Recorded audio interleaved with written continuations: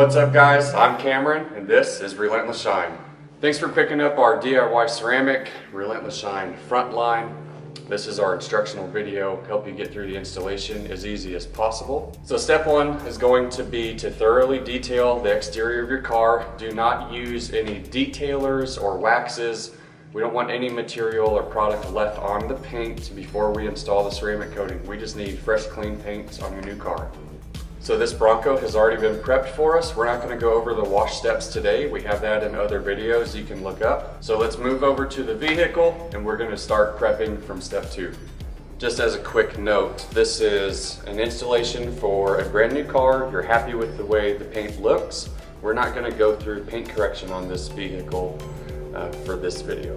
To move on to the next step, the vehicle needs to be preferably indoors, out of direct sunlight, in a temperature controlled environment. We don't want it to be too hot or too cold during the ceramic application. The car's already been prepped. We need to do our final wipe down. We'll be using an isopropyl alcohol mixture that'll remove fingerprints, oils, waxes, greases, and leave us a squeaky clean finish for ceramic coating to bond as best as possible. Once you've wax and grease removed or wiped down either the entire vehicle or the panel that you're going to work on, which you can just repeat the process as you go, we're going to move into the application of the ceramic. So first, I'm going to do what's called priming my applicator. So I'm going to load a little bit of extra material and get this entire pad basically lubricated and primed with the ceramic. And then the following panels, we're only going to add a little bit per panel and we'll reload it each panel along the way until we're finished. Now that my pad is primed for my first panel, I like to install in a crosshatch pattern. So I'm going to go side to side and then up and down. And I'll go over that section that I'm going to be working with, which can be adjusted. You can't do a full car in one shot. You're going to want to pick a 4x4 foot section or so that it's manageable for you. And we'll coat that area. We're going to wait 15 minutes before we come back and level it. Now that we've applied to a section, you're going to see what looks like streaking or rainbow effect. That's good. It's going to start to flash. The ceramics will start to bond to the paint and the solvent packaging will start to come to the surface. It's very important we wait a minimum of 15 minutes.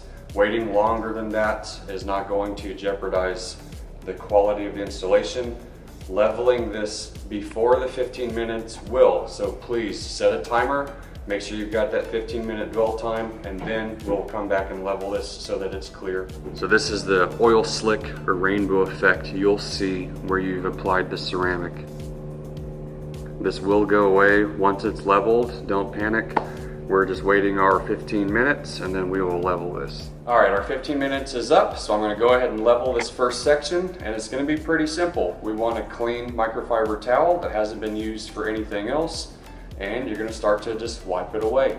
You can wipe however you would like. I like to fold this up into 4 quarters, so I've got cushion and even pressure with my hand.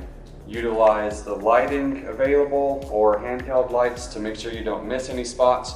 If you do, don't panic. You have plenty of time to come and level this later if you see a miss spot. We've left this sitting without being leveled for over 24 hours, which is an extremely long time for ceramic coating, and it is still easy to wipe away. So like I said, drop the stress, just enjoy doing this install. I think you're gonna love it.